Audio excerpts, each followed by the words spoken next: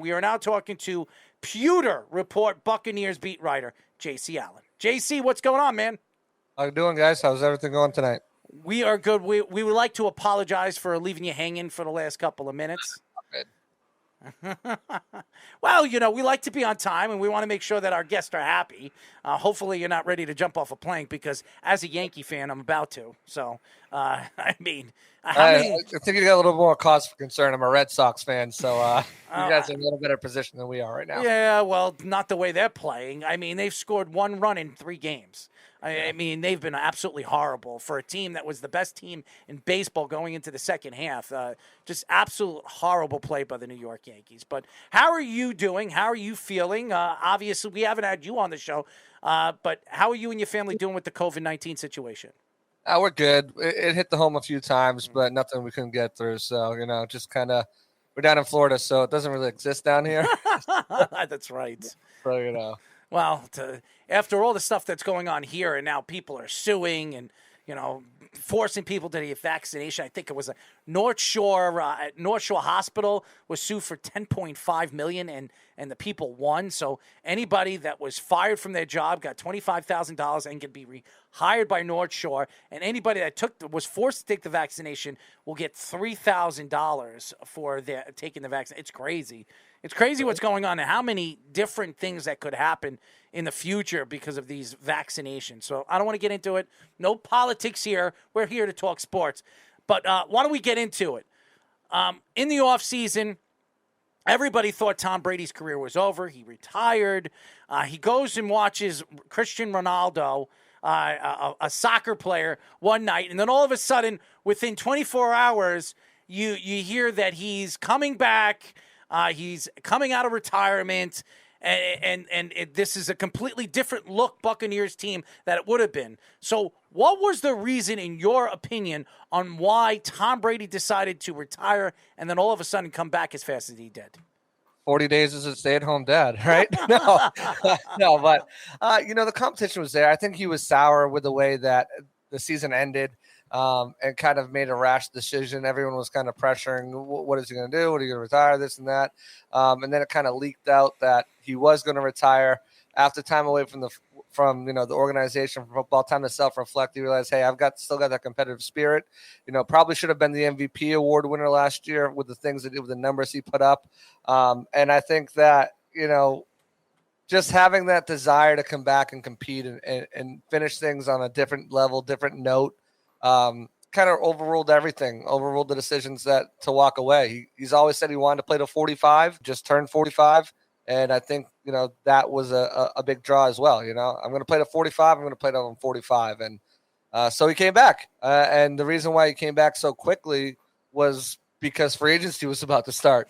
And he didn't want to unretire. He said in a press conference after he unretired, I would have loved to unretire in June or July, but I needed to make a decision to let them know what their plans are. He wasn't going to come back to a team that was depleted of talent because people weren't going to stay. So he told them on the eve of free agency. First call was to Ryan Jensen, who's now out with an injury for an undetermined period of time. Mm-hmm. And then after that, it was, all right, everybody, Tom's back. Let's go. Get on board. And, you saw the kind of trickle effect of not only guys re-signing, but signings like a Russell Gage, and then obviously, most recently Julio Jones, Kyle Rudolph, Carl Nassib, so Akeem Hicks was another one. Mm-hmm. So when you have the GOAT, everyone wants to play with them, and they'll take a little bit less money to do so. And that was part of the reason why he needed to make that decision so soon. So obviously this is the last year of his contract, and there's a lot of speculation of last offseason he was going to go to the Niners. Then we heard the Dolphins stuff with them tampering to get him this offseason. Do you see him leaving Tampa after this year and retiring, or do you think maybe he could even stay one more year, maybe on a franchise tag? Well, there's a prohibits in his contract that he can't be franchise tagged. So okay. If he does want to play this year, those opportunities are available. The Dolphins, I think, was more about an ownership deal. I know there was rumors floating around that, him and Sean Payton were going to go down there and play together, and that was part of the tampering. But I think that was more of an ownership deal that he was approached with an opportunity. But the Dolphins wanted him. I mean, they talked to him when he was still a Patriot in 2019 and continued through 2020 and through 2021. So I'm not necessarily sure that's a spot he would go. You look at the team constructed, it's a little bit better. The offensive line is not well. We just saw that when they played the Bucs. So, I mean, obviously the wide receivers there, the defense is pretty damn solid. They've got a good tight end, good running backs.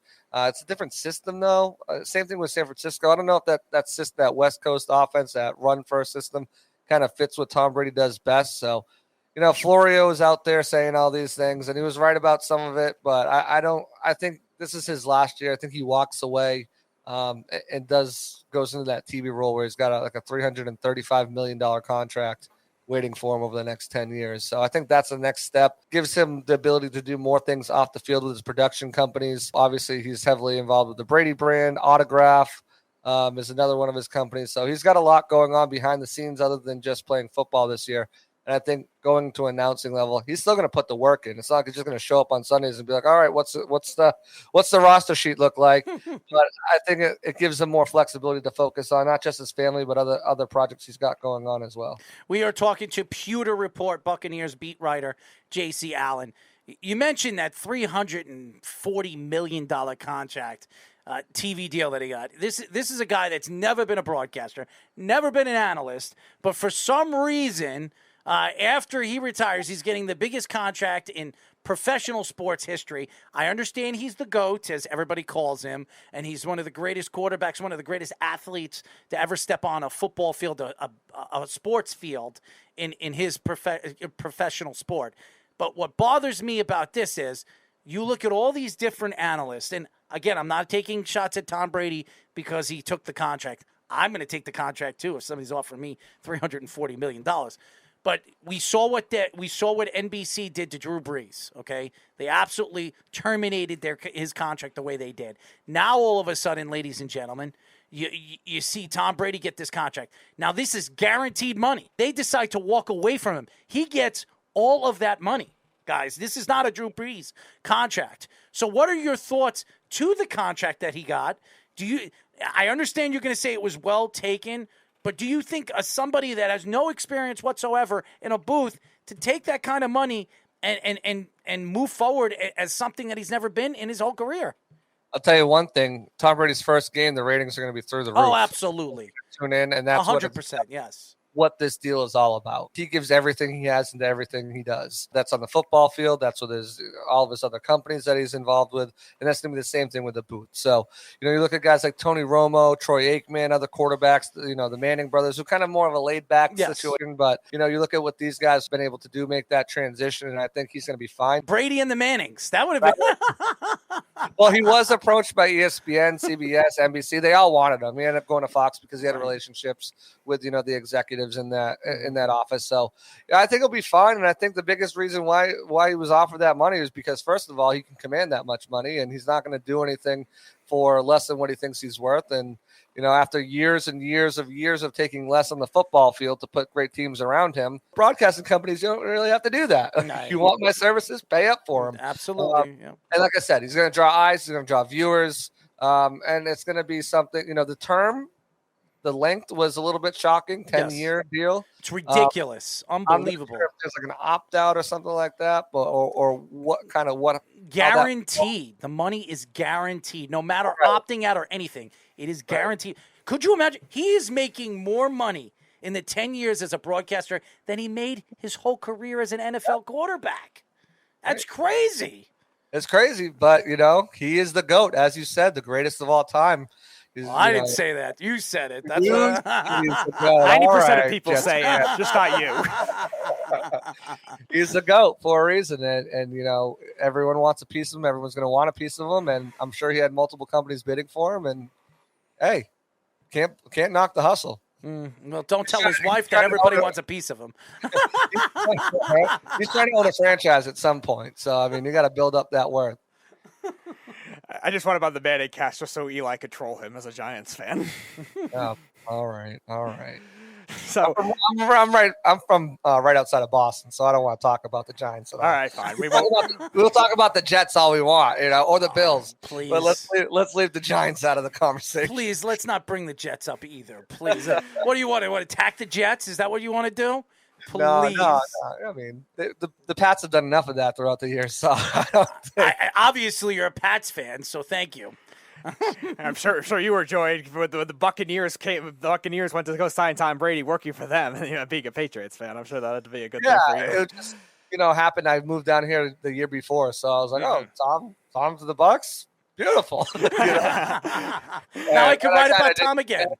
Then I just kind of fell into this field, and over the last 2.5 years, I've kind of built myself into this beat writer. And Congratulations, by the way. So it was great. It was all pretty much. I mean, obviously I put the work in and hustled and grinded, but without Tom Brady coming to the Bucks, I probably wouldn't be sitting here talking to you guys right now. So hey, no, you still would, because Speedy would be reaching out to you no matter what. I'm professional. I don't hold fan grudges. No, and he doesn't care how many people are following you. If he believes you're going to be a good guest, we're gonna interview you and we're gonna have some fun. So that's what we like to do. We're not like all the other radio shows. We'll interview you if you're an ex-athlete, you're a top athlete, you're an ex-analyst, or you're even a small writer for an undernamed company. We would still interview you, especially if we think that you're going to be a good guest on the show. So we really appreciate you joining us. But